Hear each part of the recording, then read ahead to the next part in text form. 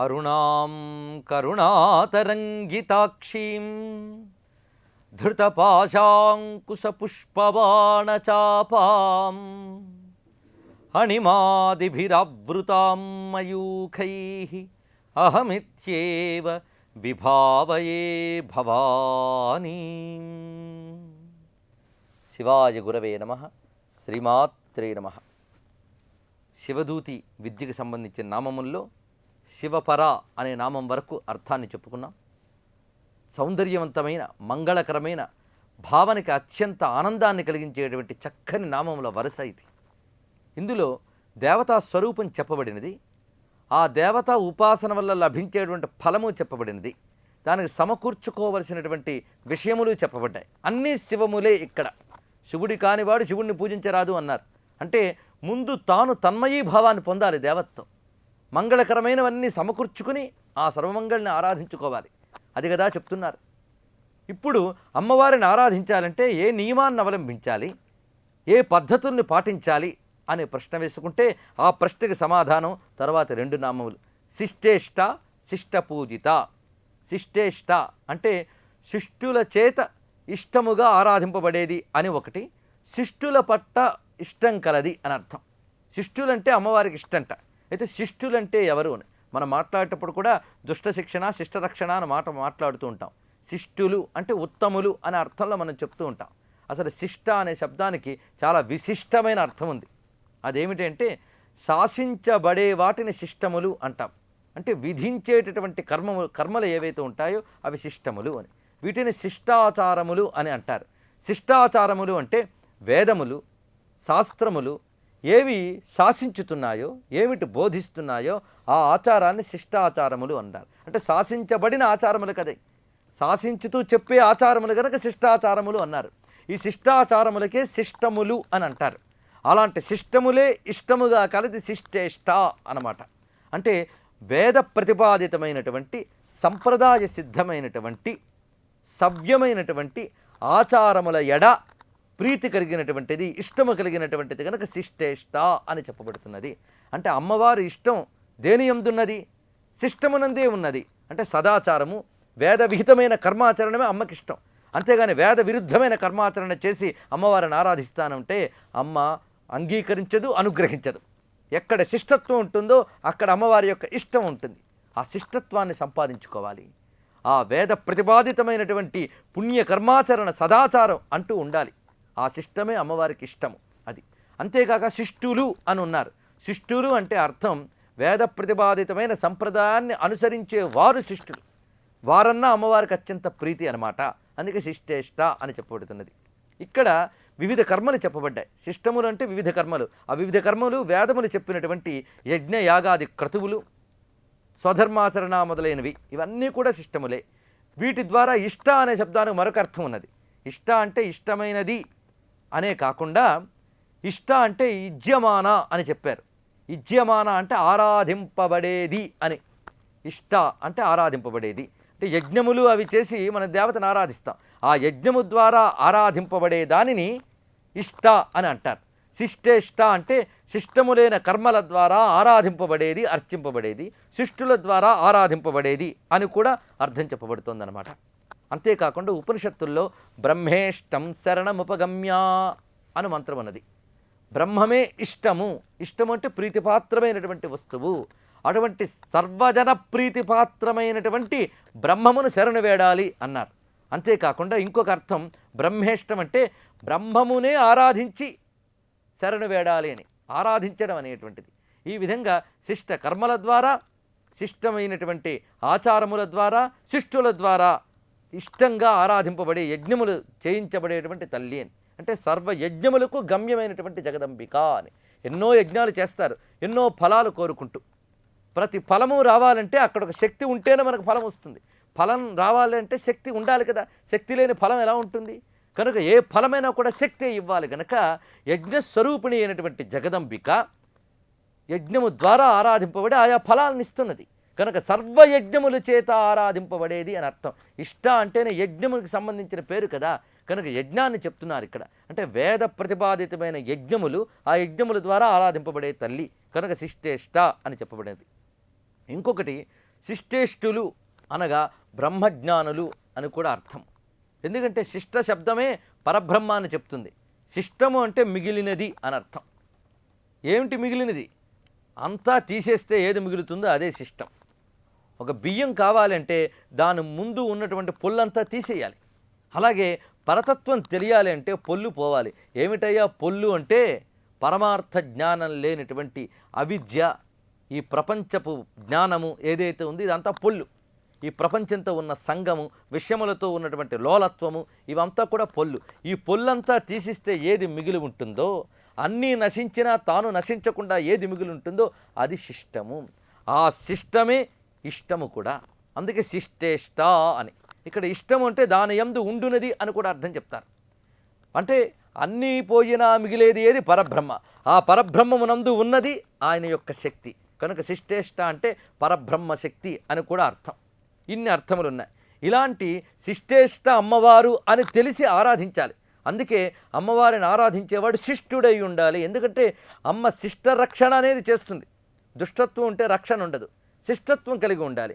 కనుక శిష్ట రక్షణ చేసే తల్లి అనేటువంటి భావన ఉంటే అమ్మ చేత రక్షింపబడే వాళ్ళ వర్గంలో మనం చేరాలి, కానీ శిక్షింపబడే వాళ్ళ వర్గంలో చేరకూడదు. శిక్షింపబడే వాళ్ళ వర్గం అంటే దుష్టత్వం అన్నమాట. దుష్టపు భావాలు, దుష్ట చింతనలు, దుష్ట కృత్యాలు చేసేవాడికి అమ్మ యొక్క అనుగ్రహం లభించదు. వాడు శిష్టుడైతేనే అమ్మ అనుగ్రహిస్తుంది. కనుకనే శిష్ట పూజిత అని చెప్పబడుతున్న తర్వాతి నామముల్లో శృతులు, స్మృతులు. స్మృతులు అంటే ధర్మశాస్త్రములు అని అర్థం. ఈ శృతి స్మృతులు చెప్పినటువంటి వర్ణాశ్రమాది ధర్మములు ఏవైతే ఉన్నాయో వాటిని అనుసరించేవారు శిష్టులు. జ్ఞాననిష్ఠులు శిష్టులు. దయ, యమము, నియమము మొదలైనటువంటి దివ్య గుణములు కలిగినటువంటి వారు శిష్టులు. వీటన్నిటితో కూడినటువంటి ఆ ఉత్తముల చేత ఉపాసింపబడి పూజింపబడే తల్లి గనుక పరమేశ్వరి శిష్ట పూజిత అని చెప్తున్నారు. ఇక్కడ ఉపాసనకు కావలసిన అర్హతలు, ఉపాసనా విధానం కూడా ఈ నామాల్లో చెప్పారు. ఒక విద్యని ఇంత చక్కగా చెప్పడమే ఈ నామాల్లోని విశిష్టత. విద్య గొప్పదే, కానీ విద్యని ఎలా అనుసరించాలి, ఎలా అనుసరిస్తే విద్య యొక్క ఫలం లభిస్తుందో కూడా నామముల పేర్లతో ఉపదేశిస్తున్నారు వశిన్యాది వాగ్దేవతలు మన ఎడల అనుగ్రహించి. శిష్ట లక్షణాన్ని సంపాదించుకుంటే అమ్మవారు తప్పకుండా అనుగ్రహిస్తుంది అని చెప్పారు. అలా అనుగ్రహించే తల్లి శిష్టుల చేత పూజింపబడ్డ తర్వాత తన తత్వం ఏంటో తెలియజేస్తుంది. అమ్మ తత్వం ఎటువంటిది అంటే అప్రమేయ, స్వప్రకాశ, మనోవాచ, మగోచరా అని చెప్తున్నారు. ప్రమేయము అంటే కొలత కందేది అని అర్థం. అప్రమేయ అంటే కొలతకు అందనటువంటిది అని. ఒక వస్తువుని మనం తెలుసుకోవాలి అనుకున్నప్పుడు కొన్ని సాధనలు తీసుకుంటాం. ఆ సాధనల ద్వారా తెలుసుకోవడానికి ప్రయత్నిస్తాం. ఒక వస్తువు లోతు ఎంత ఉందో తెలుసుకోవడానికి కొన్ని కొలతలు ఉంటాయి, ఎత్తు తెలుసుకోవడానికి కొన్ని కొలతలు ఉంటాయి. అలాగే ఒక వస్తువు పట్ల అవగాహన చేసుకోవడానికి బుద్ధికి సంబంధించిన ప్రమాణములు కొన్ని ఉంటాయి. ఈ ప్రమాణము అంటే కొలత, ప్రమాణము అంటే తెలివి అని కూడా అర్థం అన్నమాట. ఈ కొలతలతో మనం వెళతాం, వస్తువుల గురించి తెలుసుకుంటాం. కానీ భౌతికమైన ఏ వస్తువునైనా కొలతలతో తెలుసుకోవచ్చు, మన తెలివితేటలతో తెలుసుకోవచ్చు. కానీ అమ్మవారు మాత్రం ఈ కొలతలకి, ఈ తెలివితేటలకి దొరకరు. అందుకే అప్రమేయ అని అన్నారు. దేని గురించైనా అర్థం చేసుకోవాలంటే కొన్ని ప్రమాణాలు చెప్పారు మనకి. ఏ ప్రమాణము? ప్రత్యక్ష ప్రమాణము, అనుమాన ప్రమాణము, శబ్ద ప్రమాణము ఇత్యాదులన్నీ కూడా. ప్రత్యక్ష ప్రమాణం అంటే కనిపిస్తే నమ్ముతాము అనేది ప్రత్యక్ష ప్రమాణం. అనుమాన ప్రమాణం అంటే ఇక్కడ పొగ కనబడింది కనుక నిప్పు ఉండవచ్చు అని అనుమానించడం అనుమాన ప్రమాణం. ఇక శబ్ద ప్రమాణం అంటే ఫలానా శాస్త్రంలో ఫలానాగా చెప్పారు కనుక దాని ప్రకారం ఇది నిజమే అనడం శబ్ద ప్రమాణం. ఇంకా అనేకములైన ప్రమాణాలు చెప్పారు. కొందరికి ఊహే ప్రమాణం, ఈ ఊహ ప్రమాణం, అనుమాన ప్రమాణం ఇంచుమించు ఒకటి. ఇలాంటి ప్రమాణములు తర్కశాస్త్రాల్లో చాలా చెప్పబడ్డాయి. ఈ ప్రమాణాలు భౌతికమైన విషయం చెప్పడానికే పనికొస్తాయే తప్ప పరమార్థం మాత్రం ప్రమాణాలతో దొరకదు. ఏది ప్రమాణాలతో దొరకదో అది అప్రమేయము. ప్రమాణాలతో దొరికేదానికి ప్రమేయము అంటాం. దొరకనిది అప్రమేయము అన్నమాట. ఏ ప్రమాణమునకు దొరకనటువంటిది. అంతేకాక అపరిచ్ఛేద్యము అని కూడా అర్థం దీనికి. అంటే దేశ పరిమితికి కానీ, కాల పరిమితికి కానీ, వస్తు పరిమితికి కానీ లొంగదు అంట. ఇక్కడే ఉన్నది అంటే దేశ పరిమితి, ఇంతసేపే ఉంటుంది అంటే కాల పరిమితి, ఇంతే ఉంటుంది అంటే వస్తు పరిమితి. ప్రతిదానికి ఈ 3 పరిమితులు ఉంటాయి. ఒక వ్యక్తి ఉన్నాడు అంటే వాడు ఎక్కడున్నాడు అంటే ఒకచోటే ఉండగలడు. ఒకే సమయంలో అంతా ఉండగలడా? ఉండలేడు. అలాగే ఎంత ఉన్నాడు అంటే కొన్ని అడుగులు చెప్తాం అంతే తప్ప ఓహో తెలియదండి అనడానికి లేదు. సృష్టిలో ప్రతి పదార్థానికి వస్తు పరిమితి ఉంటుంది. ఎంతసేపు ఉంటాడు అంటే దానికి పరిమితి ఉంది. ఒక చోట ఒక వ్యక్తి ఎంతసేపు ఉండగలడు? ఈ భూమి అనే చోటే వాడు ఉండేది పాపం కొద్ది కాలమే. అందువల్లనే వాడికే కాదు, సృష్టిలో ఉన్న ప్రతి వస్తువుకి దేశ పరిమితి, కాల పరిమితి, వస్తు పరిమితి ఉంటుంది. ఇదే ప్రమాణము అంటే. ఇవన్నీ కొరతకు అందుతాయి. కానీ ఇవి లేనటువంటి తల్లి సర్వవ్యాపిని, సర్వోన్నతురాలు, సర్వోత్కృష్టురాలు, దేశ కాల వస్తు అవధులకు అతిక్రమించిన తత్వం గనక అప్రమేయ అని చెప్పబడింది. అదే సత్యం జ్ఞానమనంతం బ్రహ్మ అని ఉపనిషత్తులు చెప్తున్నది. సత్యమై జ్ఞానమై అనంతమై ఉన్న పరబ్రహ్మమే జగదంబికా స్వరూపము. ఈ శివదూతి విద్య ద్వారా మనకు లభించేటువంటి శివజ్ఞానం అది అప్రమేయమైన తత్వము మనకు అర్థమవుతుంది. ఆ అప్రమేయమైన తత్వం ఎటువంటిది? ఎవరు చూపించగలరు ఆ తత్వాన్ని అంటే ఎవరూ చూపించిన అవసరం లేదు. ఒక వస్తువు ఇది అని చూపించాలంటే దానివైపు మనం వెలుగును ప్రసరిస్తాం, అప్పుడు ఆ వస్తువు గోచరిస్తుంది. కానీ అలా వెలుగు చూపించి ఇదిగో వస్తువు అని చెప్పడానికి కాదు అమ్మవారు. ఎందుకంటే అమ్మవారే పెద్ద వెలుగు, అన్నిటినీ తాను చూపిస్తుంది. అన్నిటినీ తెలుసుకునే జ్ఞానం అమ్మ నుంచి వస్తుంది. కానీ ఈ జ్ఞానముల ద్వారా అమ్మను తెలుసుకోలేము కనుక స్వప్రకాశ అని తర్వాతి నామం. తనకు తానుగా ప్రకాశించున్నది అని అర్థం అన్నమాట. అన్నిటికీ వెలుగు తాను, అంతేగాని తనకు వెలుగేది లేదు. అత్ర అయం పురుష స్వయం జ్యోతి అని వేదం చెప్తున్నది. అయం పురుష, ఈ పరబ్రహ్మమే స్వయం జ్యోతి, తనకు తానుగా జ్యోతిగా ప్రకాశిస్తున్నది అని. స్వయం జ్యోతి, పరంజ్యోతి అయిన జగదంబికే స్వప్రకాశ అని చెప్పారు. ఇప్పుడు అనేక కట్టెలు మండుతూ ఉంటాయి. ఈ కట్టెలన్నీ కూడా స్వప్రకాశములు కావు, దానిలో నిప్పు పెట్టబడి అది మండుతోందన్నమాట. అలాగే ఆ కట్టెల యొక్క ఉపాధి పూర్తయిపోతే ఆ నిప్పు మాత్రం అందులో ఉండదు. అలాగే ఇక్కడ మనకు కనబడుతున్న ఈ జగత్తులో సూర్యుడు, చంద్రుడు వీళ్ళందరూ కట్టెలు వంటి వారు. ఈ కట్టెలలో వెలుగుతున్న వెలుగు ఉందే, ఆ వెలుగు అమ్మవారి యొక్క వెలుగు అని. అమ్మవారి యొక్క అనంత కాంతిలో కొంత కాంతి అక్కడ ప్రకాశిస్తోందంతే. ఇలాగ సృష్టిలో కాంతివంతమైన వస్తువులన్నింటినీ వెలిగించే తాను మాత్రము స్వయం జ్యోతి, స్వయం ప్రకాశ స్వరూపిణి. అందుకే స్వప్రకాశ అని చెప్పారు. ఉపనిషత్తులు కూడా ఈ స్వప్రకాశక లక్షణాన్ని చెప్తున్నాయి. పరమాత్మ ఎవరు అంటే జ్యోతిస్వరూపుడు, పరంజ్యోతి అని. ఆ పరంజ్యోతి అమ్మ యొక్క రూపం కదా. నతత్ర సూర్యో భాతి నచంద్రతారకం నేమా విద్యుతో భాంతి కుతోయమగ్ని తమేవ భాంతమనుభాతి సర్వం తస్య భాసా సర్వమిదం విభాతి అని చెప్పారు. ఇక్కడ ఈ ప్రపంచంలో సూర్యుడు, చంద్రుడు, తారకలు, విద్యుత్తులు ఉన్నాయి. కానీ అమ్మవారి యొక్క కాంతిధామంలో ఈ సూర్యుడు, ఈ చంద్రుడు, ఈ తారకులు, ఈ విద్యుత్తులు వీటి అవసరమే లేదు. ఎందుకంటే తమేవ భాంతమనుభాతి సర్వం, ఆ వెలుగంటూ ఒకటి ఉండడం బట్టి ఇవన్నీ వెలుగుతున్నాయి. తస్య భాషా సర్వమిదం విభాతి, ఆ వెలుగే సర్వమును ప్రకాశింపజేస్తున్నది అని. అందుకే శ్రీకృష్ణ పరమాత్మ గీతలో నతద్భాసయతే సూర్య న శశాంకో నపావకః యద్గత్వా ననివర్తంతే తద్ధామ పరమం మమ అని చెప్పారు.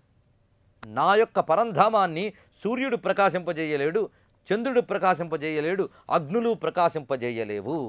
ఎక్కడికి చేరితే తిరిగి వెనక్కి రామో ఆ పరంధామము నా యొక్క స్వరూపము అని చెప్పారు. అదే పరమమైన ధామము, అదే పరమమైన జ్యోతి, అదే స్వయం జ్యోతి, స్వప్రకాశమైనటువంటి తత్వము. ఆ తత్వమే అమ్మవారి యొక్క అసలు స్వరూపము. అందుకే స్వప్రకాశ అనే నామములతో ఆ పరబ్రహ్మ తత్వాన్ని ఇక్కడ చెప్తున్నాడు. యద్భాసా భాస్యతే సూర్యో యద్భాసా భాస్యతే జగత్ స్వాంతస్థ జ్యోతిరూపాసా స్వప్రకాశ తదుచ్యతే. ఎంత చక్కగా చెప్తున్నాడు. సూర్యాదులకు వెలుగైనటువంటిది, ఆ వెలుగు వల్లే సర్వము ప్రకాశిస్తున్నది. అదే మన అంతస్థమైన జ్యోతి, మన లోపల ప్రకాశించే వెలుగు. ఆ వెలుగే స్వప్రకాశతత్వం. ఈ స్వప్రకాశతత్వం తెలియడమే ఆత్మని ఆవిష్కరించుకోవడం. ఆ ఆత్మయే అమ్మ రూపము. అప్రమేయ, స్వప్రకాశ, మనోవాచామగోచర అనే నామాలలో అమ్మవారి యొక్క పరిపూర్ణతత్వం ఆవిష్కరించబడుతోంది. శివదూతి విద్య ద్వారా ఏ శివతత్వం అర్థమవుతుందో ఆ శివతత్వమే అమ్మవారి యొక్క స్వరూపం. ఆ స్వరూపము అప్రమేయమైనటువంటిది, ఎటువంటి కొలతలకి ప్రమాణాలకి అందనటువంటిది అని చెప్పుకున్నాం. అదే స్వప్రకాశము అంటే స్వయం జ్యోతిస్వరూపము, తనకు తానే వెలిగేటటువంటిది. అంతేగాని ఏ వెలుగుల వల్లనో వెలిగేది కాదు, అన్నింటినీ వెలిగించేటటువంటి వెలుగు అది. ఈ స్వప్రకాశ అనేటువంటిదే ఆత్మతత్వము. దీన్ని గ్రహించే విధానం గురించి చెప్తూ చైతన్యస్య నదృశ్యత్వం దృశ్యతే జడమేవ తత్ స్వప్రకాశంచ చైతన్యం నపరేణ ప్రకాశితం అని చైతన్య లక్షణాన్ని చెప్పారు. ఈ చైతన్యమే బ్రహ్మకళ జ్ఞానము అనిపించుకునేది. ఈ బ్రహ్మకళ జ్ఞానము అని ఏదైతే చెప్పబడుతుందో అదే స్వప్రకాశము అని. కనిపిస్తున్న జగత్తు దృశ్యము అని. ఈ దృశ్యమైన జగత్తంతా కూడా జడమైనటువంటిది. దీనికి స్వయం ప్రకాశ లక్షణం లేదు. ఒక ప్రకాశం చేత ఇది గోచరింపబడుతుందే తప్ప తనంత తానుగా ప్రకాశించేది కాదు ప్రపంచం అంటే.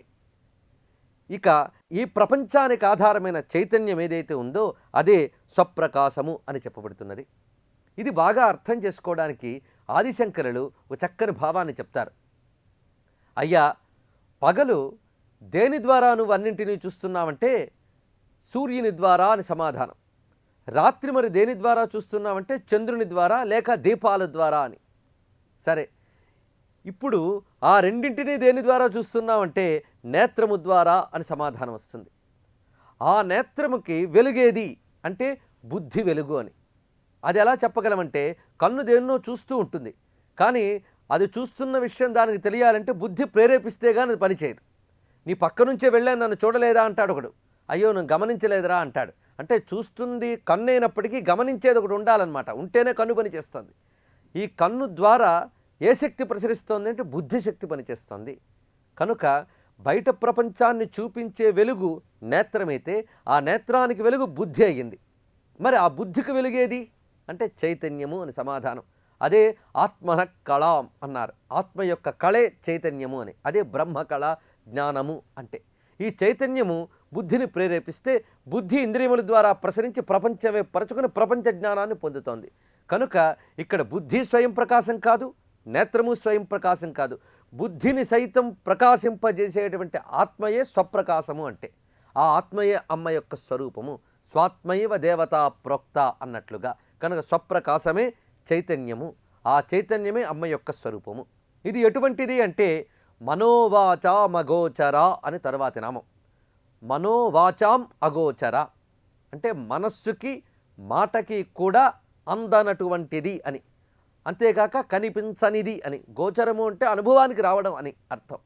మనస్సుకు కానీ మాటకు కానీ దొరకనటువంటిది ఏదో ఆ చైతన్యమే స్వప్రకాశము, అప్రమేయము. అప్రమేయం కనుకనే మనోవాచామగోచరం. ప్రమేయమైనది ఏదైనా మనస్సుకు అందుతుంది, మాటకు అందుతుంది. మనస్సుకి మాటకి కూడా అందనటువంటి పరా చైతన్యం ఏదైతే ఉందో అదే జగదంబిక యొక్క తత్వము. ఇదంతా కూడా అమ్మ పరమాత్మ స్వరూపము, పరబ్రహ్మ స్వరూపమని చెప్తున్న నామములు కదా. ఆ పరబ్రహ్మ గురించి ఉపనిషత్తు ఏం చెప్పిందంటే యతోవాచో నివర్తంతే అప్రాప్య మనసా సహా అని. ఇది చక్కటి భావనతో ఉపనిషత్తు పరబ్రహ్మతత్వాన్ని వర్ణించింది. ఏదైనా ఒక వస్తువుని వర్ణించడానికి ముందు మనస్సు బయలుదేరుతుంది, మనస్సును అనుసరించి మాటలు బయలుదేరుతాయి. అలాగా పరబ్రహ్మను తెలుసుకోవడానికి మనస్సు బయలుదేరిందిట. ఆ మనస్సును అనుసరించి మాటలు వెళుతూ ఉన్నాయి. మనస్సు ఏది భావన చేస్తోందో అది మాటకు అందిస్తోంది, మాట ఏది అందుకుంటుందో అది బయటకు చెప్తూ వెళుతుంది. ఇలా ప్రయాణం సాగుతూ ఉందిట. పరబ్రహ్మ గురించి చెప్తూ చెప్తూ చెప్తూ వెళ్ళి ఇంకా లాభం లేదన్నదిట ఆ మనస్సు. మనం చెప్పలేనటువంటిదని వెనక్కి తిరిగిపోయిందిట మనస్సు. ఎప్పుడైతే మనస్సు వెనక్కి తిరిగిపోయిందో ఆ మనస్సును అనుసరిస్తున్న మాట కూడా వెనక్కి తిరిగిపోయింది. దేనిని చేరలేక మనస్సు మాట కూడా వెనక్కి తిరిగిపోతాయో అదే పరబ్రహ్మము అని చెప్పారు. యతో వాచో నివర్తంతే అప్రాప్య మనసా సహా. మనస్సుతో సహా మాటలు కూడా దేన్ని అందుకోలేక వెనక్కి తిరిగిపోతాయో అది పరతత్వం అని ఉపనిషత్తులు చెప్పాయి. ఆ భావానికి ఒక్క మాటలో మనోవాచామగోచర. అమ్మవారు ఎలా ఉంటారో మనస్సుతో ఊహించలేము, మాటతో వర్ణించలేము. మనస్సు మాట ఈ రెండు కూడా ఇంద్రియాలకు సంబంధించినటువంటిది. అమ్మవారు ఇంద్రియాలకు అతీతమైనటువంటిది. కనుక మనస్సుకి మాటకి అందనటువంటి పరతత్వం అని. దీని గురించి మీమాంస చేస్తూ ఉపనిషత్తులు చెప్తూ ఉంటాయి. ముఖ్యంగా కఠోపనిషత్తులో ఇంద్రియేభ్య పరాహ్యర్థ అర్థేభ్యశ్చ పరం మనః మనసస్తు పరాబుద్ధి బుద్ధేరాత్మా మహాన్ పరః మహతః పరమవ్యక్తం అవ్యక్తాత్ పురుషపరః పురుషాన్నపరా కించిత్ సా కాష్ఠా సా పరాగతి అని ఉపనిషద్వాక్యం. ఇంద్రియముల గన్నా ఉత్కృష్టమైనటువంటిది మనస్సు అన్నారు. ఈ మనస్సు కన్నా ఉత్కృష్టమైనది బుద్ధి, బుద్ధి కన్నా గొప్పది మహత్, మహత్ కన్నా గొప్పది అవ్యక్తం, అవ్యక్తం కన్నా గొప్పది ఆ పరమపురుష తత్వం అన్నారు. ఆ పరమ పురుష తత్వం గురించి చెప్తూ అంతకన్నా గొప్పది ఏదైనా ఉందా అంటే నపరా కచిత్, దానికన్నా గొప్పది ఏమీ లేదు సుమా, సా కాష్ఠ సా పరాగతి, అదే పరమమైన గతి అని. ఇక్కడ చిత్రంగా సా అనే శబ్దం మనకు కనిపిస్తుంది. సా అనేది స్త్రీవాచకం అన్నమాట. ఇక్కడ పురుష అన్నప్పుడు పరమ పురుషుడు అని చెప్పడం, అది అక్కడి స్థితిని సా అని చెప్పారు. సా అనేది స్త్రీవాచకం అనడం యాదృచ్ఛికమో లేదా భాషాపరమైన పదమో అనుకోవడానికి వీల్లేదు. ఇది పరాశక్తిని తెలియజేస్తున్నది అని గమనించాలి. అందుకే సా అని స్త్రీవాచకం వేశారు. జగన్మాత అయిన శ్రీమాతే ఆ పరమమైనది అని, అంతకు మించి మరేమీ లేదు. అందువల్లనే మనస్సుకు కూడా అతీతంగా ఉన్నటువంటిది గనక సా పరాగతి అని చెప్పబడింది. ఆ పరాగతి అయినటువంటి పరమేశ్వరే మనోవాచామగోచర అని చెప్పబడుతున్నది. ఇంద్రియములకు కానీ మనస్సుకు కానీ అందనటువంటిది అని అర్థం ఇందులో. ఇక్కడ మరొక విషయం గమనించాలి. ఏమిటి అంటే మూల ప్రకృతి రవ్యక్త నుంచి మనం వచ్చాం కదా, ఇదంతా కూడా ఇలా గమనించినప్పుడు మనస్సు యొక్క స్థానం ఎక్కడా ఈ ప్రకృతిలో అని. ప్రకృతి యొక్క తత్వములు 24 తత్వముల్లో మనస్సు కూడా ఉంది. మరి మనస్సు ఉన్నప్పుడు మనోవాచామగోచరం ఏమిటి అనేది భావన చేస్తే, ముందు పరబ్రహ్మ అతని సృష్టి కోసమే పరమపురుషుడిగా అవడం, ఆ పరమపురుషుని యొక్క అవ్యక్త శక్తి మూల ప్రకృతి అని, ఆ మూల ప్రకృతి నుంచి మహత్ అహంకారము ఇలా ఏర్పడింది. ఈ అహంకారం తర్వాత వచ్చినది మనస్సు. ఇది గమనించినప్పుడు ఈ మనస్సు ఎక్కడుంది? ఈ మనస్సుకు పైన అహంకారము, మహత్తు, అవ్యక్తమును మరో 3 ఉన్నాయి. కనుక ఈ మనస్సు అనేది దాని తరువాతిది గనక ఇది అంత పైన వెళ్ళి చూడలేదు. ఎందుకంటే తాతగారి పుట్టుక ఏమిటో మనవడికి ఎలా తెలుస్తుంది? మనవడి పుట్టుక తాతగారికి తెలియవచ్చు, కానీ తాతగారి పుట్టుక మనవడికి తెలియదు. అదేవిధంగా 4వ తరానికి చెందినది మనస్సు. ఈ మనస్సుకి తనకు అత్యంత పూర్వమైనటువంటి ఆ పరతత్వం ఎక్కడ అర్థమవుతుంది? అందువల్లనే ఇది మాటకు అందనటువంటిది అని చెప్తున్నారు. పరాదేవత జగదంబిక. ఇక్కడ వాక్కు కూడా అందదు అని అన్నారే, మరి వాక్కు అమ్మ రూపం అంటున్నాం కదా, వాక్కు కూడా అందదని చెప్తున్నారేమిటి అంటే పరా, పశ్యంతి, మధ్యమ, వైఖరి అని చెప్పబడుతుంది. ఈ 4వ స్థానం వచ్చేటప్పటికి వైఖరి, ఆ వైఖరి రూప వాక్కుకు చెప్తున్నాడు ఇక్కడ. ఆ వైఖరి రూపమైనటువంటి ఆ వాక్కుకు కానీ, ఇటు మధ్యమ స్థానంలో అక్కడ గోచరించేటువంటి మనోబుద్ధులకు కానీ అందరిది పరా అనేటువంటిది అని. ఆ పరా రూపంలో ఉన్నటువంటి వాక్కు ఈ పశ్యంతి మధ్యమంలో ఉండేటువంటి మనస్సుకు కానీ, వైఖరిలో ఉండే వాక్కుకు కానీ అందదు అని చెప్పడం అన్నమాట. అందువల్లనే మనోవాచామగోచర అని. ఇంకొక చోట ఉపనిషత్తే చెప్తుంది మనసైవా అనుద్రష్టవ్యా అని చెప్పారు. అంటే మనస్సుతో మాత్రమే ఆ పరతత్వం అర్థమవుతుంది అని చెప్పారు. అయ్యా, ఇదేమిటి పరస్పర విరుద్ధం? మనస్సుతో మాత్రమే పరతత్వం అర్థమవుతుంది అంటున్నాం, మనస్సుకు కూడా అందదు అని అంటున్నాం. ఏమిటి పరస్పర విరుద్ధం అంటే విరుద్ధం కాదు, కొంచెం జాగ్రత్తగా ఆలోచిస్తే అదే అర్థమవుతుంది. మనస్సుతోనే మనం భగవంతుడిని తెలుసుకోగలం. మనస్సుకు అందుకోదు అన్నప్పుడు మరి ప్రయత్నం అక్కర్లే, సాధన అక్కర్లే. మనం ఇప్పుడు అమ్మవారిని భావన చేస్తున్నాం, అమ్మవారిని ఉపాసన చేస్తున్నాం, నామాన్ని చింతన చేస్తున్నాం. దేనితో చేస్తున్నాం? మనస్సుతోనే కదా. అంటే మనస్సుతో అమ్మవారి తత్వం అర్థమవుతుంది అనుకునే ప్రయత్నం ప్రారంభించాం. అర్థం అవ్వదు అన్నప్పుడు ఇంకేముంది? అందువల్ల మనస్సుతోనే అమ్మవారు అర్థమవుతారు. అయితే ఏ మనస్సుతో అర్థమవుతారు అనేది గమనించాలి. మనస్సుకి 2 స్థితులు ఉంటాయి, పక్వస్థితి, అపరిపక్వ స్థితి అని. అంటే పండని లక్షణము, పండిన లక్షణము అని. మనస్సుకు పండిన లక్షణం కావాలి, అంతేగాని పండని లక్షణం పనికిరాదు. పండిన లక్షణం గల మనస్సుకి మాత్రమే అమ్మవారు లభిస్తారు. అది ఇక్కడ గమనించవలసిన విషయం అన్నమాట. అయితే పండిన మనస్సు అంటే ఏమిటి అని. ఏ మనస్సు ఇంద్రియములను అంటిపెట్టుకుని ఈ ఇంద్రియములే శాశ్వతమనుకుని, ప్రపంచమే శాశ్వతమనుకుని దీనితో తిరుగుతూ ఉంటుందో ఆ మనస్సుకు ఈ పరతత్వం తాలూకా స్పృహ కూడా ఉండదు. ఏ మనస్సు ఇంద్రియముల నుంచి క్రమంగా లోపలికి లీనమై అంతర్ముఖమై ఆ పరతత్వాన్ని చింతన చేస్తుందో అలాంటి మనస్సుకు మాత్రం అమ్మ లభ్యమవుతుంది. అందువల్లనే భావనాగమ్య అయిన జగదంబిక మనస్సుతో మాత్రమే లభ్యమవుతుంది, ఇంకో మార్గం లేదు. ఇంద్రియములకు ఎలాగూ లభ్యం కాదు. కనుక ఇంద్రియములకి అమ్మకి మధ్యన ఉన్నటువంటిది మనోరూప చైతన్యం ఉంది. ఈ మనోరూప చైతన్యం అని ఏదైతే ఉందో ఈ మనోరూప చైతన్యం ఇంద్రియముల వైపు ప్రసరించకుండా అంతర్లీనమై అమ్మ వైపు ప్రసరిస్తే తప్పకుండా అమ్మ దొరుకుతుంది. కనుక ఇంద్రియముల కంటి పెట్టుకున్నటువంటి మనస్సుకి అగోచరమైనటువంటి తల్లి, అంతేగాని తన వైపు తిరిగే మనస్సుకి తప్పకుండా అమ్మ దొరుకుతుంది. అది ఇక్కడ మనం అర్థం చేసుకోవాల్సింది. ఇటువంటి ఈ మాట ద్వారా మరొక భావన తెలుసుకోవాల్సిందంటే అమ్మవారి యొక్క తత్వం కానీ, అమ్మవారి యొక్క రూపవైభవం, గుణవైభవం, నామవైభవం, లీలావైభవం ఇవి నిర్దేశించలేనివి. ఇది ఇంతే అని చెప్పడానికి లేదు. ఇప్పుడు మనం ఎన్నో అర్థాలు చెప్పుకుంటున్నాం, ఎన్నో వ్యాఖ్యానాలు చెప్పుకుంటున్నాం. ఎంతకాలం చెప్పుకుంటామంటే ఎన్ని జన్మలు చెప్పుకున్నా కూడా పూర్ణంగా చెప్పుకోలేం. ఎక్కడో దగ్గర మనం ఆపవలసిందే. ఎందుకంటే ఎక్కడో ఒక దగ్గర ఆగిపోవలసిన వాళ్ళం గనక ఎక్కడో దగ్గర ఆపవలసిందే. మనం ఆగిపోతాం, మనం ఆపివేస్తాం. కానీ అమ్మ ఆగుతుందా, ఆపబడుతుందా అంటే ఆగదు, ఆపబడదు. అనంతమైన తత్వం, అది అప్రమేయం, స్వప్రకాశం. అది మనం అనుకున్న మనస్సుకి, మన మాటకి ఈ పరిమితులకు లోబడదు అని చెప్పడం అన్నమాట. ఎందుకంటే మనస్సు పరిమితిలో ఉంది. శరీర పరిమితిలో, దేశ పరిమితిలో, కాల పరిమితిలో, వస్తు పరిమితిలో నిబద్ధమైపోయింది మనస్సు అనేది, మాట అనేది. ఎంతైనా దీంట్లోనే ఆలోచిస్తూ ఉంటుంది. కనుక మనం ఎంత భావించినా అదే అమ్మ యొక్క పూర్ణతత్వం అనుకోవద్దు అని. ఇప్పుడు మనకు మనస్సు, మాట తప్ప మరో సాధన లేదు, అందులో సందేహం లేదు. అది ఎలాగో అంటే ఒక మహానది ప్రవహిస్తుంది. ఆ నదిలో ఉన్నటువంటి నీటిని మనం తాగాలని బయలుదేరతాం. ఆ మొత్తం నీటిని తాగేయలేం కదా. ఒక బిందో, ఒక గ్లాసో, లేదా మన యొక్క 2 దోసిళ్ళలో తీసుకువెడతాం. ఆ తీసుకెళ్ళిన పాత్రతో నీరు తీసుకుంటాం. అందులో ఉన్నటువంటిది ఏది? ఆ నీరే, ఆ నదీ జలమే ఉంది. అందులో ఏముందయ్యా అంటే ఫలానా గంగాజలం అంటాం. నిజంగా గంగాజలం అంతా అందులో ఉందా? లేదు. గంగాజలంలో కొంత భాగం ఉంది. అయినప్పటికీ దాన్ని గంగాజలమనే అంటున్నాం. అది తాగి దాహం తీర్చుకుంటున్నాం. కానీ గంగాజలమంతా ఈ కడివిడే, ఈ పాత్రే అని అనడం తప్పు కదా. అదేవిధంగా మన మనస్సుతో అమ్మవారిని ధ్యానం చేస్తూ, ఎవరిని ధ్యానం చేస్తున్నావరా అంటే అమ్మవారిని ధ్యానం చేస్తున్నా అంటాం, తప్పేం లేదు. కానీ నేను మనస్సులో ధ్యానించేదే అమ్మవారు అని మాత్రం అనుకోరాదు. ఆ పరిమితి అమ్మకి లేదు. కానీ మన మనస్సుతో అందుకుంటే అందుతుంది. అందువల్ల అపరిమితురాలైనటువంటి ఊహకి, వర్ణనకి, వాక్కుకి కూడా అందనటువంటిది. ఇక్కడ మనస్సు అనేది భావనాత్మకమైతే ఆ భావనని బయటపెట్టే సాధనం వాక్కు అన్నమాట.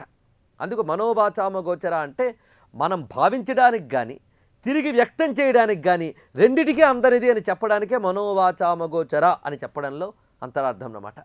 ఇటువంటి ఆ తల్లి మనోవాచామగోచర అయిన జగదంబిక ఎక్కడున్నదయ్యా అంటే జగత్తంతా పరచుకుని ఉంది ఆ తల్లే అని చెప్తున్నాడు. ఎంత విస్తృతం ఈ విశ్వం, విశ్వమంతా ఆ తల్లి ఎలా వ్యాపించింది అనేది తరువాతి నామాల్లో చెప్తున్నారు. చిచ్చక్తిశ్చేతనారూప జడశక్తిర్జడాత్మిక. ఇవి 4 నామాలు, ఒకే శ్లోకపాదం. కానీ ఇందులో కూడా గొప్ప విజ్ఞానాన్ని మనకు అందజేస్తున్నారు వశిన్యాది వాగ్దేవతలు. అమ్మ ఈ విశ్వమంతా కూడా 2 విధములైన శక్తులతో వ్యాపించి ఉంది, చిచ్చక్తి, జడశక్తి అని. చిచ్చక్తిశ్చేతనారూప జడశక్తి జడాత్మిక అనే 4 నామాలలో మొదటిది చిచ్చక్తి అనేటువంటిది. అమ్మవారు శక్తి స్వరూపిణి అని మనకి తెలిసిన విషయమే. ఎటువంటి శక్తి అంటే చిచ్చక్తి అని చెప్తున్నారు. ఈ శక్తి 2 విధాలుగా ఉందన్నమాట, చిచ్చక్తి, జడశక్తి అని. మొదటిది చిచ్చక్తి, చిత్ శక్తి, చిచ్చక్తి. చిత్ అయినటువంటి శక్తి అని.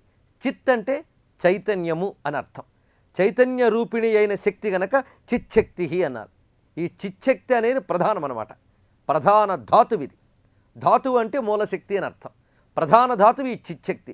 ఈ చిచ్చక్తి వల్లనే ఏర్పడుతోంది జగత్తంతా కూడా. అంటే చైతన్యమే అమ్మవారు మరొకటి కాదు అని చెప్పడం. ఈ చైతన్య రూపకమైనటువంటి శక్తి ఏదైతుందో అది. ఈ చైతన్యం ప్రకటింపబడ్డమే తర్వాతి నామం చేతనారూప అని.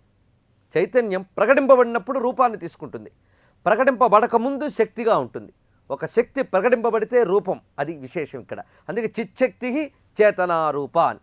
చైతన్య రూపిణి అయిన శక్తి ప్రకటీకరింపబడినప్పుడు చేతనారూపంగా కనబడుతోంది అని. అదేవిధంగా జడశక్తి జడాత్మిక. జడమునకు హేతువైనటువంటి శక్తి ఏదైతే ఉందో, లేదా జడము లోపల ఉన్నటువంటి ఏ చైతన్యం ఉందో అది జడశక్తి అని. అది జడముగా ప్రకటింపబడుతున్నది కనుక జడాత్మిక అని తర్వాతి నామం.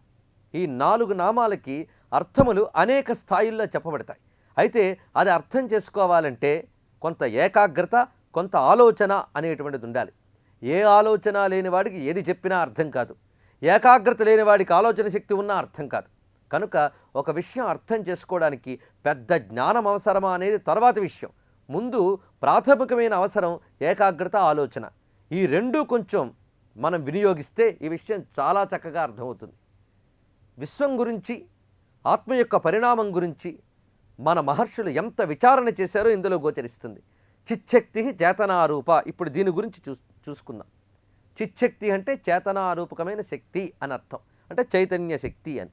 ఈ చైతన్య శక్తి అంటే ఏమిటి అంటే, ఏ శక్తి ఉండడం వల్ల మనంగా అనిపించుకుంటున్నామో ఆ శక్తి చిచ్చక్తి అని. ఇదేమిటండి అంటే, మన లోపల ఉన్నటువంటి ఆ శక్తి చిచ్చక్తి అని అర్థం. మన లోపలున్నది అంటే తస్యా శిఖాయా మధ్యే పరమాత్మ వ్యవస్థిత అని కదా మనకు మంత్రపుష్పం చెప్తున్నది. మన లోపల హృదయంలో ఉన్నటువంటి ఏ మహాశక్తి ఉందో ఆ మహాశక్తే చిచ్చక్తి అంటే. ఆ చిచ్చక్తి అంటూ ఒకటి ఉండడం వల్లే ఈ శరీరంలో చైతన్యం అనేది పనిచేస్తుంది. కనుక ఈ చైతన్యానికి అంతటికి మూలమైనటువంటి చైతన్యం ఏదో అది చిత్ శక్తి అన్నమాట. ఇది సర్వ ప్రాణికోటిలోని జీవరూపంలో ఉండే పరమాత్మ శక్తి అని అర్థం అన్నమాట. సర్వభూతములలోనూ జీవరూపంగా ఉండేటువంటి పరమాత్మ యొక్క శక్తే చిచ్చక్తి. ఈ చిచ్చక్తి కానీ వెళ్ళిపోయిందా ఆ దేహాన్ని శవం అంటాం. ఆ చిచ్చక్తి ఉన్నంత కాలమే ఇది దేహము, శరీరము, తనువు, రూపము, దీనికొక పేరు, దీనికొక సొగసు, దీనికొక వ్యవహారము. అంటే ఈ లోపల చిచ్చక్తి వల్ల ఇంత నడుస్తోందనమాట. అది కానీ పోతే తీసుకువెళ్ళి పడుకోబెట్టవలసినదే, ఇంకా దేనికి పనికిరాదు. అటువంటిది అనమాట. ఇక్కడ ఈ చిచ్చక్తి గురించి చెప్పుకునేటప్పుడే చితిహి తత్పద లక్ష్యార్థ అనే నామం గురించి మనం అర్థం చెప్పుకున్నప్పుడు ఏం చెప్పుకున్నామో అర్థం చేసుకోవాలి. చితి అనేది ఒక ధాతువని, ఈ ధాతువు ఏది అంటే మనిషి మెలకువగా ఉన్నప్పుడు, కలలో ఉన్నప్పుడు కూడా చైతన్యం అనేది కనిపిస్తుంది. మెలకువగా ఉన్నప్పుడు కదులుతూ ఉంటాడు, వింటూ ఉంటాడు. అలాగే కలలో ఉన్నప్పుడు ఒక కళ అనే క్రియ ఉంది, కళను దర్శించడం, కళలో అనుభవం చెందడం అని. ఈ రెండూ లేని గాఢ నిద్రలో ఏ అనుభవము లేదు. మరి వాటిలో చైతన్యం ఉందని ఎలా చెప్పగలం అంటే, ఆ సుషుప్తిలో కూడా వదిలిపెట్టకుండా ఒక ధాతువు ఉంది వాడిలో. కనుకనే మళ్ళీ వాడు లేచి కూర్చుంటున్నాడు. వాడిని వదలకుండా ఉన్నది అది. అదే చిచ్చక్తి అంటే. కనుక మనిషి బాహ్యమైనటువంటి ప్రవర్తన నుంచి లోపలికి వెళ్ళిపోయినప్పటికీ కూడా ఈ చిచ్చక్తి అంటిపెట్టుకుని ఉంటుంది వాడిని. అదే చైతన్యము అంటే. ఈ చైతన్యం ప్రకటీకరింపబడినప్పుడు చేతనారూప అని వ్యవహరింపబడుతుంది. దీని గురించే దేవీ భాగవతంలో చెప్తూ, వర్తతే సర్వభూతేషు శక్తి సర్వాత్మనా నృప శవవత్ శక్తిహీనస్తు ప్రాణీభవతి సర్వదా చిచ్చక్తి సర్వభూతేషు రూపం తస్యాస్తదేవహి అని చిచ్చక్తి గురించి దేవీ భాగవతి ఇంత చక్కగా చెప్పింది. సర్వభూతముల్లో ఉన్నటువంటిది ఈ చిచ్చక్తి అనేది. ఇది కానీ లేకపోతే ప్రాణి శవమైపోతాడు సుమా. కనుక సర్వభూతముల్లో ఉన్నటువంటి ఏ శక్తి ఉన్నదో ఆ చిచ్చక్తి వల్లనే ఒక రూపం అంటూ ఏర్పడుతున్నది, ఒక కదలికంటూ ఏర్పడుతుంది అని చెప్తున్నారు. ఈ చిచ్చక్తి యొక్క పని ఏదో అదే చేతన అంటే. అదే చేతనా రూప అని తర్వాతి నామం. చిచ్చక్తిశ్చేతనారూప. ఆ చిచ్చక్తే చేతనారూపంగా విస్తృతంగా వ్యాపించి ఉన్నది అని.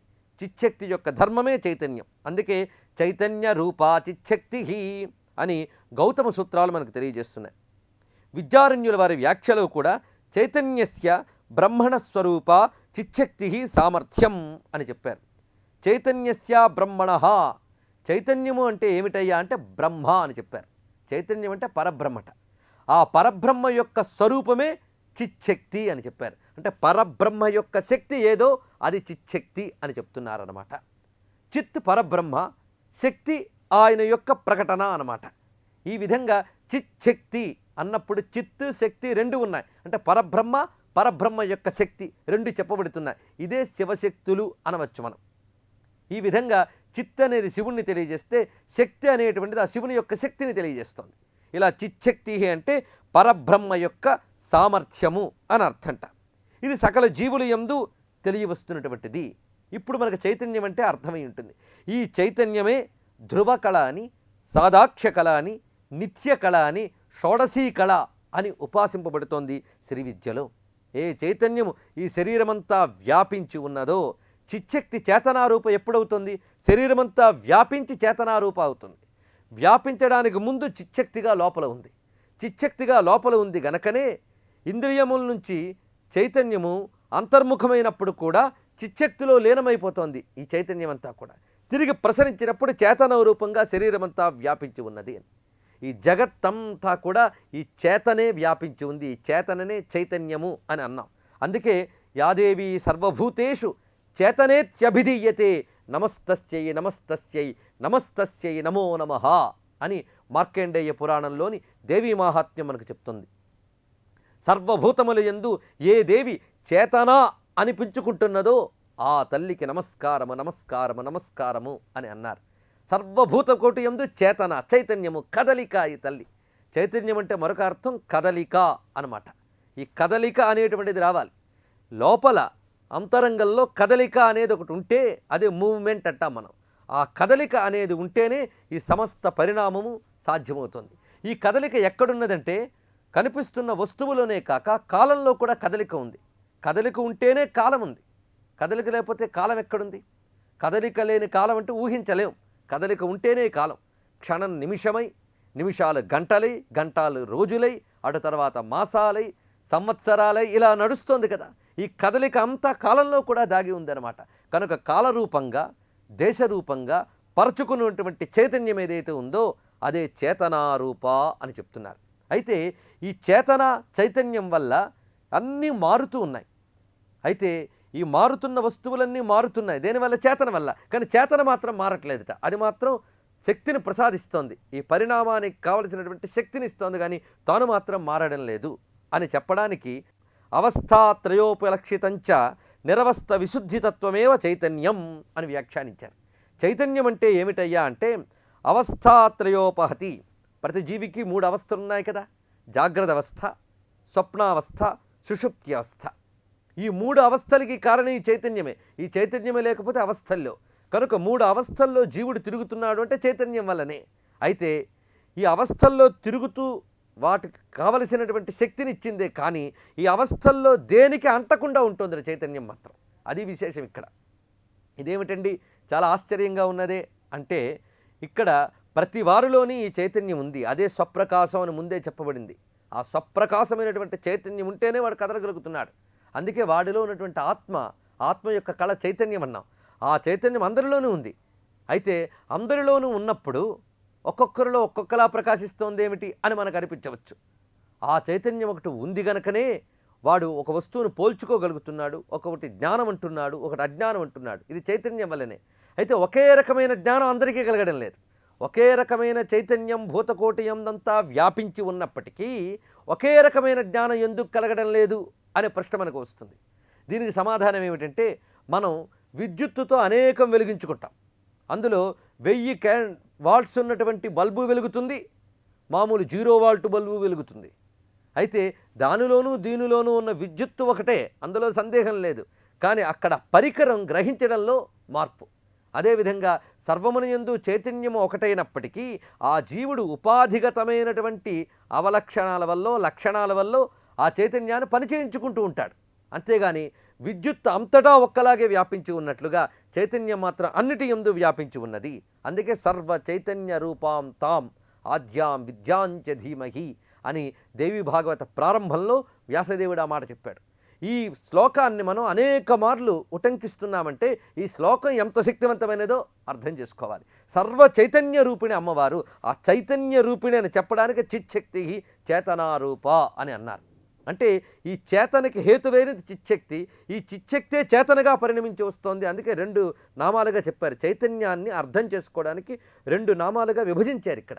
చిచ్చక్తికి చేతనారూప. చిచ్చక్తి వల్లనే చైతన్యం అనేది ఉన్నది. ఆ చైతన్యం మళ్ళీ అమ్మ రూపము అని. అందువల్లనే ఆదిశంకరులు అంటారు చిచ్చక్తి పరమేశ్వరస్య విమల చైతన్యమేవోచ్యతే. పరమేశ్వరుని యొక్క చిద్రూప శక్తే చైతన్యం అనిపించుకుంటున్నది అని. అంటే పరమేశ్వరుడు సత్ చిత్ ఆనందము కదా. ఈ సత్ చిత్ ఆనందమయుడైనటువంటి ఆ పరబ్రహ్మ తనలో ఉన్నటువంటి చిద్రూపమైనటువంటి శక్తిని ప్రకటిస్తున్నాడు. అలాగ పరమేశ్వరుని ద్వారా ప్రకటీకరింపబడినటువంటి చిచ్చక్తే చైతన్యము అని చెప్పారు. ఉపనిషత్తు సైషా ఆనందస్య మీమాంసా భవతి అని అంటోంది. సైషా ఇక్కడ కూడా శబ్దం గమనించండి. మన ఉపనిషత్తుల్లో అనేక చోట్ల స్త్రీలింగ శబ్దాలు కనబడుతుంటాయి. అది కేవలం మన వ్యాకరణ పరంగా భాష్యం చెప్పుకుంటూ వెళతాం కానీ ఇది పరాశక్తిని తెలియజేస్తున్నటువంటి శబ్దములు ఇవన్నీ కూడా. కనుక ఉపనిషత్తులు, పురాణములు, వేదములు ఇదంతా కూడా అమ్మవారి ఉపాసనని ప్రతిపాదిస్తున్నాయి. అందువల్లనే మనం తరించగలం, ఇంకా దేని వల్ల తరించలేం. ఆ పరబ్రహ్మ యొక్క శక్తి అమ్మ. అమ్మ అనే భావనతోనే ఉపాసించాలి. అందుకే స్త్రీలింగ శబ్దాలే వాడుతున్నాడు ఇక్కడ. సా ఏష ఆనందస్య మీమాంసా భవతి అంటున్నాడు ఇక్కడ. సా ఏష, ఈ రెండు శబ్దములు కూడా అమ్మవారి గురించి చెప్పేవే. అంటే ఆ శక్తి ఉన్నదే, ఆ శక్తి ఆనందస్య మీమాంస, ఆనందము యొక్క మీమాంస అన్నాడు. మీమాంస అంటే విస్తృతి అని అర్థం. చర్చ, విస్తృతి వీటికంటాం. చర్చని మీమాంస అని ఎందుకన్నామంటే ఒక విషయాన్ని విస్తృతి చేయడమే కదా చర్చ అంటే. అదేవిధంగా ఆనందము యొక్క విస్తృతి ఏదైతే ఉందో, మీమాంస ఏదైతే ఉందో అదే ఈ తల్లి అన్నారు. ఆనందం అంటే ఏమిటి? ఆనందో బ్రహ్మేతి వ్యజానాత్ అన్నారు. ఆనందమే పరబ్రహ్మము అని చెప్తున్నారు. సత్ చిత్ ఆనందమైనటువంటి ఆనంద ఘనమైనటువంటి పరబ్రహ్మ యొక్క విస్తృతి ఏదైతే ఉందో, శక్తి ఏదైతే ఉందో, విమర్శారూప శక్తి ఏదైతే ఉందో అదే ఆ తల్లియే చేతన అనిపించుకుంటున్నది అని వ్యాఖ్యానకారులు ఏం చెప్పారంటే, ఆనందస్య బ్రహ్మణ సైష చిద్రూపాశక్తి మీమాంసా భవతి అంటే విమర్శాత్మికా భవతి అని వ్యాఖ్యానించారు. మీమాంసా భవతి అంటే విమర్శాత్మికా భవతి, విమర్శము అని. విమర్శము అంటే విస్తృతి చెంది వ్యాపించున్నది అని అర్థం అన్నమాట. ఆనందఘనుడైనటువంటి బ్రహ్మ యొక్క చిద్రూపమైనటువంటి శక్తి విమర్శనాత్మకంగా అంటే విస్తృతమే జగత్తంతా వ్యాపించి ఉన్నది అని. కనుక ఆనందము యొక్క శక్తి ఏదైతే ఉందో ఆ శక్తే చిచ్చక్తి అని, అదే చిద్రూపిణి అని చెప్పబడుతున్నది. చిచ్చక్తి చేతనారూప అంటే చిద్రూపిణి అయిన జగదంబిక అని అర్థం అన్నమాట.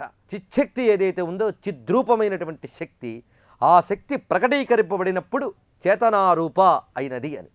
ఈ జగత్తంతా చేతనారూపము. అయితే చేతనారూపము అనేది లోపల విషయం, కానీ బయటికి కనబడుతున్నది జడమే. కనుక జడాన్ని ఒప్పుకోవలసింది. జడమే లేకపోతే చైతన్యం ఎక్కడుంటుంది? చైతన్యం ఆధారం అవడం వల్ల జడమున్నది. మరి జడమేమిటి అంటే ప్రపంచం జడం కాక మరేమిటి? జడమైనటువంటి వస్తువు ఈ ప్రపంచమంతా. జడమైన ఈ ప్రపంచం ఒక ఉనికితో ఉన్నది అంటే కారణం ఏమిటి?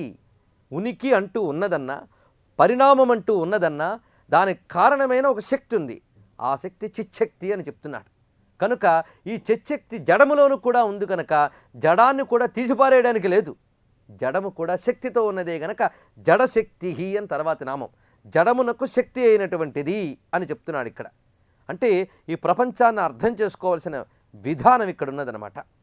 దృశ్యము ఈ జగత్తంతా, దృశ్యరూపమైన ఈ జగత్తు జడము అని చెప్పబడినప్పుడు ఈ ప్రపంచ రూపమైన శక్తి జడశక్తి అని చెప్పబడుతున్నది. అంటే జడంలోని చైతన్యమేదో అది జడశక్తి అన్నమాట అర్థం. ఇక్కడ జడాత్మిక అని తర్వాతి నామం మళ్ళీ చెప్తున్నాడు. జడాత్మిక అంటే జడస్వరూపముగా ఉన్నటువంటిది. ఆత్మిక అంటే స్వరూపిణి అని అర్థం అన్నమాట. జడాత్మిక అంటే జడస్వరూపిణి. చేతనా రూప అంటే అక్కడ రూప ఎలాంటిదో ఇక్కడ ఆత్మిక అలాంటిది. చేతనా రూప అంటే జడాత్మిక అంటే ఈ రెండు కూడా ఆత్మిక రూప ఒకే అర్థాన్ని తెలియజేస్తాయి. జడరూప అని అర్థం అన్నమాట. జడరూపంగా ఉంది. జడశక్తి ఆ తల్లే, జడ రూపిణి ఆ తల్లే అని. అంటే జడమైన జగత్తుకు ఒక రూపం ఉంది కదా. జడమైన జగత్తుకున్న రూపం ఎందువల్ల ఏర్పడింది? దాని యొక్క శక్తి వలన ఏర్పడింది ఈ రూపం. అందువల్ల ఆ రూపంగా వ్యాపించి ఉన్నటువంటిది కూడా అమ్మవారే. జడము అమ్మవారే, జడానికి ఆధారమైనటువంటి చైతన్యము అమ్మవారే. అంటే ఇప్పుడు ప్రపంచాన్ని రెండు విధాలుగా విభజించి చూపిస్తున్నారన్నమాట. చేతనారూప జగత్తు, జడరూప జగత్తు అని జగత్తున్నది. ఈ రెండు విడివిడిగాలో రెండు కలిసి ఉన్నాయి. విద్యుత్తు అనేది ఎక్కడుందయ్యా అంటే రాగి తీగల్లో వ్యాపించిందండి అని అంటాం మనం. ఇప్పుడు ఆ రాగి తీగల్లో వ్యాపించున్న విద్యుత్తు రాగి తీగ వేరుగా ఉన్నాయంటే కలిసే ఉన్నాయి. పోనీ కలిసే ఉన్నాయా అంటే కలిసి ఉన్నట్లుగానే ఉన్నాయి. ఆ విద్యుత్తే లేకపోతే ఈ రాగి తీగల ద్వారా ఎలా ప్రకటీకరింపబడుతున్నది? కనుక ఈ రాగి తీగలు ఆ విద్యుత్తు ఈ రెండూ కలిసి పరస్పరాధారములుగా ప్రకాశిస్తున్నాయి. అలాగే ఈ ప్రపంచమంతా అమ్మ చైతన్య రూపంగా ఉండి ప్రపంచానికి ఒక రూపాన్ని ఇస్తోంది. ఒక జడీభూతమైన ప్రపంచానికి ఒక రూపాన్ని ఇస్తోంది. కనుక జడశక్తి జడాత్మిక కూడా అమ్మవారే అని చెప్పారు. ఇక్కడ బాగా గమనిస్తే ప్రపంచం దాకా ఎందుకు మన ప్రపంచాన్ని మనం చూసుకుందాం. మన ప్రపంచం అంటే ఏమిటి? శరీరం అనేది. ఇది మన విశ్వం. ఈ విశ్వాన్ని పరిశీలిస్తే ఈ ప్రపంచంలో ఈ శరీరం జడమా చైతన్యమా చెప్పండి. చైతన్యమా అని అందాము అంటే ఇందులోపల చైతన్యంగాని పోతే ఈ శరీరం ఇంకా శవము అని అంటున్నాం కదా. తద్వారా అయినా గమనించాలి ఈ శరీరం జడమే అని. అలాగని జడమే అని నిత్యం తగలబెట్టట్లేదు, దీంతో వ్యవహారం నడుస్తోంది కదా. అంటే జడరూపమైనటువంటి ఈ శరీరం తిరుగుతోంది అంటే దీనికి ఈ రూపం కల్పించింది ఏమిటి అని ఆలోచించాలి. ఇప్పుడు ఈ చెయ్యి, ఈ కాలు, ఈ శరీరం, దీనికి రూపం ఎక్కడి నుంచి వచ్చింది? లోపల ఉన్నటువంటి చైతన్యము ద్వారా ఈ రూపం ఏర్పడింది ఈ శరీరానికి. ఉదాహరణకి చెయ్యి అనేది ఉంది. ఈ చెయ్యి అనేటువంటిది శరీరంలో ఒక జడభాగం. ఈ జడభాగమైనటువంటి ఈ వస్తువు జడరూప, అందులో సందేహం లేదు, జడాత్మిక అన్నప్పుడు. అయితే ఇందులోపల చైతన్యం ప్రసరిస్తోంది కదా. చైతన్యం అంటూ ప్రసరించడం వల్లే చెయ్యి అనేది ఏర్పడింది. ఈ చెయ్యి అనేది ఏర్పడడానికి కారణం లోపలి చైతన్యమే కదా. ప్రాణరూప చైతన్యమే ఈ ఆకృతిని తీసుకున్న ఈ ఆకృతి మాత్రం జడమే, కానీ దాని లోపల ప్రసరిస్తున్న జడశక్తి అనేది ఒకటి ప్రసరిస్తుంది. ఈ జడశక్తిని ప్రేరేపించే చేతన లోపల ఉంది కనుక ఆ చిచ్చక్తి చేతనారూపంగా ఉండి జడశక్తిని ప్రేరేపించి జడాత్మిక స్వరూపం ద్వారా వ్యక్తమవుతోందన్నమాట.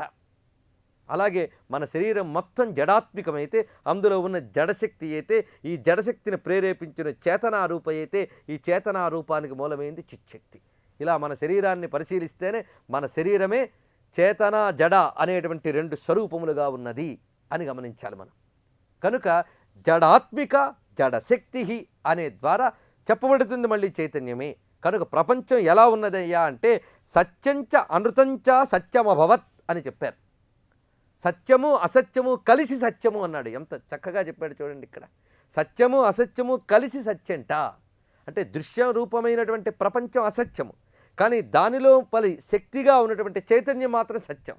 కానీ ఈ చైతన్యం ఈ అసత్యమైన ప్రపంచం ద్వారా వ్యక్తమవుతుంది కనుక సత్యాసత్యములు కలిపి సత్యమే. అందువల్లనే అయ్యా ఈ ప్రపంచం అసత్యము అని చెప్తూ ఇది మిథ్య అని ఎంతో తెలివితో చెప్తున్నప్పటికీ కూడా కాదండి అది మిథ్య కాదు ఇది సత్యమే అనిపిస్తోందంటే కారణం ఆ లోపల తిరుగుతున్న సత్య పదార్థం ద్వారా మాత్రమే. కనుక వ్యావహారికంగా ఇది సత్యం అనిపించడానికి కారణం అది. అందువల్లనే దీన్ని కూడా సత్యం ఒప్పుకుంటున్నాం ఒక స్థాయిలో. ఎందువల్ల ఆ స్థాయిలో ఒప్పుకోవలసిందే. ఇది సత్యంచ అనృతంచ సత్యమభవత్ అని చెప్పారు. ఈ విధంగా ఉపనిషత్తులు ప్రతిపాదిస్తున్నాయి. ఇక్కడ మరొక రకమైన అర్థాన్ని మనం గమనించితే ఇంకా బాగా అర్థమవుతుంది. చేతన అంటే కదలిక అని చెప్పుకున్నాం, జడ అంటే కదలిక లేనిది. ఇలా మనం అర్థం చెప్పుకుని మరొక స్థాయిలో దీని అర్థాన్ని చెప్దాం, అది ఇంకా బాగా అర్థమవుతుంది. అమ్మవారి ప్రపంచాన్ని ఎంత చక్కగా అనుగ్రహిస్తున్నారో చూడాలి. ఈ సృష్టి స్థావర జంగమాత్మకము అని, ఇక్కడ చైతన్యము అని అర్థంలో కాకుండా చేతన అంటే కదలిక అనే అర్థం తీసుకుంటే ఈ జంగమాత్మకమైన జగత్తు చేతనా జగత్తు అనవచ్చు. స్థావరాత్మకమైన జగత్తు జడ జగత్తు అంటాం. ఈ జడ జగత్తుకు చెందినవి వృక్షాలు, లతలు, రాళ్ళు, కొండలు, ఇదంతా కూడా జడశక్తి జడాత్మిక అయిన అమ్మవారి స్వరూపం. ఇక చిచ్చక్తి చేతనారూప అన్నప్పుడు మానవులు, పక్షులు, ఇవన్నీ కదిలేటటువంటివన్నీ కూడా చేతనారూపములు. ఈ విధంగా చేతనారూపకంగా జడాత్మికంగా ఈ ప్రపంచం ఉంది. ఈ రెండు సృష్టికి చాలా అవసరమే. అది ఎలాగో మీరు గమనించండి. ఒక వాహనం కదులుతోంది పైన, ఈ వాహనం ఏమిటి? చేతనారూపం. దేని మీద కదులుతోంది? భూమి అనే దాని మీద కదులుతుంది. ఈ భూమి ఎలా ఉన్నది అంటే ఆధారమైన ఒక భాగం అన్నమాట. ఈ ఆధారమైన భూమి అంటే రోడ్డు అనుకుందాం. ఈ రోడ్డు ఎలా ఉంది? జడాత్మికంగా ఉంది. పైన ఉన్నటువంటి వాహనం మాత్రం చేతనారూపంగా ఉంది. ఈ రెండూ సృష్టికి అవసరమే. అంతేగాని పైనున్న వాహనం జడంగా ఉండిపోయినా కింద ఉన్నది చేతన అయినా ప్రమాదమే. పైన ఉన్నది కదులుతూ ఉండాలి, కింద ఉన్నది కదలకుండా ఉండాలి. అలాగే కొన్ని వృక్షము ఉన్నది లేదా కట్టు కొయ్యి ఉన్నది. ఈ కట్టు కొయ్యకు వస్తువుని కట్టాం. ఎందుకు? ఈ కదులుతున్న వస్తువు కదలకుండా ఉండడానికి కట్టు కొయ్యి ఆధారమైంది కనుక దాన్ని పట్టి ఉంచడానికి కదలకుండా వస్తువు ఒకటి ఆధారమైంది. కనుక సృష్టిలో కదిలే వస్తువుల అవసరం ఎంత ఉందో కదలని వస్తువుల అవసరం కూడా అంత ఉంది. కనుక జడమైన వస్తువుల్లో ఒక శక్తి ఉంది. అలా కదలకుండా ఉండగలగడం ఒక శక్తే. ఆ కదలకుండా నిశ్చలంగా ఉండగలగడం ఒక శక్తి, కదలడం మరి ఒక శక్తి. కదిలే శక్తి, కదలని శక్తి రెండు అమ్మవారి యొక్క శక్తులే అని చెప్తున్నాడు. ప్రపంచాన్ని పరిశీలిస్తే అమ్మవారి యొక్క స్వరూపం ఇలా మనకు కనబడుతుందన్నమాట. ఒక కొండ ఉంది, దానికి కదలకపోవడమే దాని యొక్క లక్షణం. అది కానీ కదలడం మొదలుపెట్టిందా మళ్ళీ ప్రమాదమే. రాళ్ళు, రప్పలు, కొండలు కదలకపోవడం వల్ల కొన్నిటికి క్షేమం అన్నమాట. అలాగే చెట్టు ఉన్నది, ఈ చెట్టు కదలకుండా ఉంటుంది. చెట్టు కదలకుండా ఉండడమే కావాలి, అది దాని లక్షణం కావాలి. అందుకే కదిలేదానికి కదలడమే సులక్షణం, కదలని దానికి కదలకపోవడమే సులక్షణం. కనుక దానికి ఆ శక్తిని, దీనికి ఈ శక్తిని ఇస్తున్నటువంటి పరాశక్తి జగదంబిక. అది ఇక్కడ చెప్తున్నాడనమాట. ఇలా మనం గమనిస్తే కదలని దానిలో కూడా ఒక కదలిక ఉంది అని మరో రహస్యం ఇక్కడి నుంచి వెళ్ళాలి. అది ఎలాగండి అంటే, భూమి కదలని వస్తువు అని మనం చెప్పుకున్నాం. భూమి కదలని వస్తువా అంటే అది కూడా కదిలే వస్తువే. కానీ ఇక్కడ మహావేగంగా కదిలేవాడికి అది కదలని వస్తువుగా కనబడుతుంది. అలాగే వృక్షాలు కదలవు అన్నాం. వృక్షాలు కదలవు, కానీ వృక్షాల్లో ఒకటి కదులుతూ ఉంటుంది. వృక్షాలలో ఒక కదలిక ఉంటుంది. వృక్షాలలో కదలికే లేకపోతే ఎదుగుదల ఎక్కడుంటుంది? ఎక్కడ కదలిక ఉంటే అక్కడ ఎదుగుదల ఉంటుంది. ఉదాహరణకి వృక్షము ముందు బీజ రూపంలో ఉంటుంది. బీజరూపమైనటువంటి ఆ వృక్షము జడమే కదా, బీజము జడమే, అలా పెడితే అలాగే ఉంటుంది. కానీ ఆ బీజము లోపల కదలిక ఉంది. బీజం లోపల కదలిక, అదే జడశక్తి అంటే దాని లోపల ఉన్న చైతన్యం అన్నమాట. ఆ కదలికే లేకపోతే మొలక ఎక్కడి నుంచి వస్తుంది? కనుక బీజం లోపల కదలిక వల్ల మొలక వచ్చింది. ఆ మొలక ఇంకా కదిలితే అంటే పరిణామం అన్నమాట. క్రమంగా వృక్షమైంది. ఆ వృక్షం లోపల మళ్ళీ కదలికలు జరుగుతూ ఉంటాయి. ఆ కదలికలు జరుగుతూ ఉంటేనే అందులోంచి పువ్వులు, పళ్ళు, కాయలు ఇత్యాదులన్నీ దాని నుంచి వస్తున్నాయి. ఈ కదలికలన్నీ తన లోపల జరుగుతున్నాయి. కానీ అదిగా మాత్రం కదలడం లేదు. అదిగా కదలడం లేదు అన్నప్పుడు జడాత్మిక అంటున్నాం. కానీ దాని లోపల ఒక కదలిక ఉన్నది అన్నదే చిచ్చక్తి చేతనారూప. ఇప్పుడు మనం ఒప్పుకోవాల్సింది ఏమిటంటే, జడరూప జగత్తులో కూడా కదిలేది చిచ్చక్తి అని చెప్తున్నాడు. కనుక చిచ్చక్తి అనే మూలధాతువు చేతనారూప జగత్తులోను అలాగే జడాత్మిక అయిన జగత్తులో కూడా ఉన్నది. కనుక ఈ రెండు కదలకుండా ప్రతి వస్తువులోనే ఉన్నాయన్నమాట. అలాగే మన శరీరం కదిలే వస్తువు అని చెప్పుకుంటున్నాం, అంటే చేతనారూపము అని. మన శరీరములు, పక్షుల శరీరములు, పశువుల శరీరములు ఇవన్నీ కదలిక కలిగినటువంటివి కనుక చేతనారూపములు. అయితే కదలిక కలిగే ఈ శరీరంలో కదలకుండా ఉండేవి కూడా ఉన్నాయి. అవేమిటి? అలా కదలకుండా ఉండేవి కదిలేయా ఈ శరీరానికే ప్రమాదం. ఏమిటంటే మన శరీరంలో ఎముకలు అనేటటువంటివి ఉన్నాయి, అలాగే అవయవాలు ఉన్నాయి. ఏ అవయవం ఎక్కడుండాలో అక్కడ ఉండాలి. మన శరీరంలో చెయ్యి అనేది ఉంది. ఈ చెయ్యి కదలదు, ఉంటుంది. అలాగని కదలిక లేదా అంటే కదులుతుంది, కానీ తన స్థానభ్రంశం చెందదు. అది కానీ అక్కడి నుంచి కదిలిందా మళ్ళీ ప్రమాదం. కనుక అక్కడ ఉంటూనే చెయ్యి ఉంది. అయితే ఆ చెయ్యి కదలకుండా ఉండిపోయిందా అంటే మళ్ళీ దాని లోపల కదలిక ఉంది కనుకనే చిన్నప్పుడు చెయ్యి చిన్నప్పుడులాగానే ఉండకుండా క్రమంగా పెరిగింది, ఆ లోపల కదలిక ఉండడం వల్లనే. ఈ విధంగా కదలకుండా ఉండే వస్తువులో కదిలే లక్షణము, కదిలే వస్తువులో కదలకుండా ఉండే లక్షణము, ఈ రెండు కలిసే ఉంటుంది జగత్తులో. అది గమనించవలసిన విషయం. స్థూలంగా చూస్తే ఇది కదులుతోంది, ఇది కదలడం లేదు అనేస్తాం. కానీ సూక్ష్మంగా పరిశీలిస్తే కదిలే వస్తువులో కదలిని ఉంటాయి, అలా కదలని దానిలో కదిలే ఉంటాయి. అలా పేర్చబడింది ఈ జగత్. ఆశ్చర్యం. ఉదాహరణకు మన శరీరంలో ఎముకలు కదలవు, కదిలేయా ప్రమాదం అన్నాం. అయితే ఎముక కదలదా అంటే ఎముక లోపల ఒక శక్తి కదలాలి, కదిలితేనే ఎముక పెరగడం, ఎముకలో జరగవలసినటువంటి కణముల మార్పు జరగడం, ఇవన్నీ జరుగుతాయి. కనుక కదిలే శక్తులు, కదలని శక్తులు పరస్పరం కలిసిపోయి జగత్తంతా ఏర్పడుతుంది. ఇలా ఉన్నటువంటి జడశక్తి జడాత్మిక చిచ్చక్తి చేతనారూప అనేటువంటిది ఈ విశ్వ నిర్మాణంలో ఉన్నటువంటి ఆశ్చర్యకరమైన అద్భుతమైనటువంటి పద్ధతిని చూపిస్తుంది. ఇది చూస్తేనే ఆ మహాశక్తి మనకు అర్థమవుతుంది. ఏ పరాశక్తి నడిపిస్తుంది ఇంత అద్భుతంగా ఈ కదిలే జగత్తుని? ఆ పరాశక్తి అమ్మ లలితాంబిక పరాభట్టారిక అని భావన చేసి నమస్కరిస్తున్నాడు. ఇక్కడ ఇంత అద్భుతమైన విశ్వదర్శనం చూపిస్తున్నాడు.